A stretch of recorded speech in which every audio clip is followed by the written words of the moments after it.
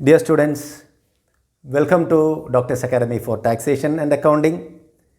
Today, in this video, let us discuss Section 21A of Income Tax Act 1961 that deals with the definition of agricultural income. What is agricultural income?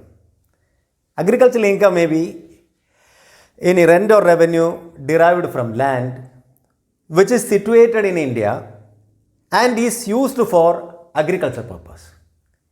Any rent or revenue received from land which is situated in India and used for agriculture purpose, or any income derived from such land from any agricultural operations, or any process by the cultivator or receiver in kind which render the produce fit for the market, or the sale of such produce.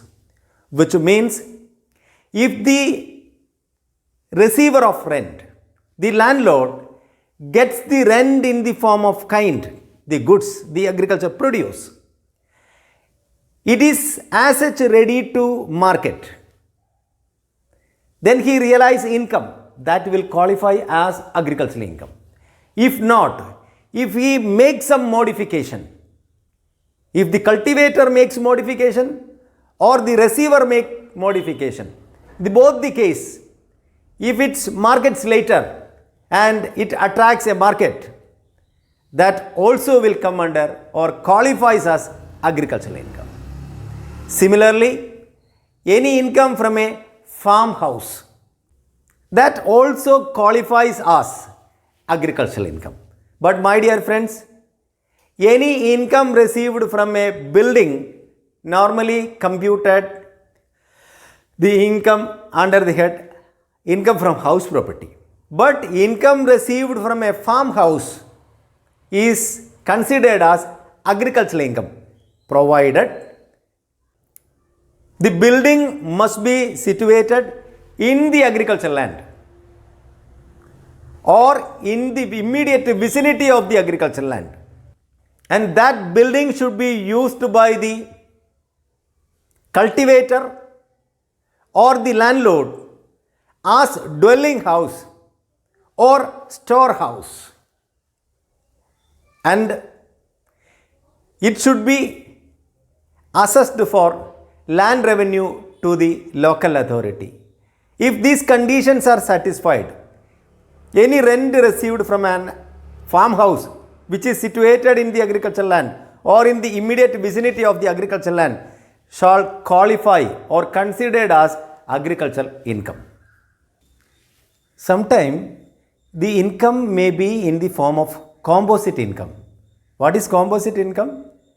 The income which includes agricultural income as well as non-agricultural income. The important point to be noted here is agricultural income is an exempted income which is not attractive for taxation, but non-agricultural income is always taxable. So that we must calculate to what extent in that composite income, to what extent agricultural income and to what extent it is non-agricultural income. Sometimes the agricultural produce which he produced may be considered as or taken as the raw material for his production, for the business activity. So under that circumstance, the input of raw material which he produced in his agricultural land, that is actually an exempted income, that is agricultural income, but it come out as a non-agricultural income or the business income. So that the market value of that agricultural produce shall be deducted from the non-agricultural income, considering that is the value of agricultural income. Since he used the raw material from his land as the input for producing the non-agricultural income. And the market value may be computed in two ways. So my dear friends, there are two situations. One, that product is easily marketable, having a market, directly marketed. Then the average price of the sale of that produce will be considered as the market value for that. If it is not like that, if it is not having a market, then the expenses on cultivation plus land revenue paid plus the profit in the opinion of the assessing officer to be added, and that will be the market value of that product. Let us discuss some examples.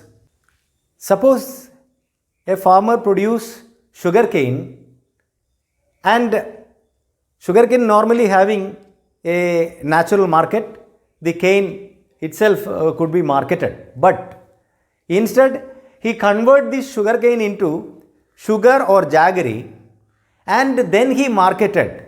In that case, average market price of sugarcane will be considered as the input cost for producing jaggery or sugar, and that can be deducted from the non-agricultural income, that is the sale of sugar or jaggery. But at the same time, growing and manufacturing of tea, in that case 60% of the non-agricultural income, that is the sale of tea, will be considered as agricultural income, and the balance 40 will be non-agricultural income. But here the assessee can avail deduction under section 33AB if he has satisfied the condition, which is he has deposited the money with NABARD, National Bank for Agricultural and Rural Development, and all other conditions satisfied, then the assessee can get deduction under section 33AB. And if it is the case of the manufacture, produce and marketing of centrifuged latex, in that case 65% of the income of the sale of latex will be considered as agricultural income, and the balance will be 35 will be non-agricultural income. In the case of coffee production, suppose the agriculture he produced, ground and cured the coffee, 75% would be considered as agricultural income and the balance will be considered as non-agricultural income. But at the same time, same coffee ground, cured, roasted or powdered, added with chicory or other ingredients, then it is not 75 to 25, but it will be 60 to 40%. So my dear friends, what I am trying to share with you is, if an income which is partially agricultural income and partially non-agricultural income, the portion of non-agricultural income or the business income to be taxed, but at the same time the agricultural income shall be exempted from tax. Now let us discuss certain incomes which are from land, but it is considered as non-agricultural income. For example, income from market. The land which is let out for marketplace and realized income, that will not be considered as agricultural income. Similarly, income from stone quarries, that is non-agricultural income only.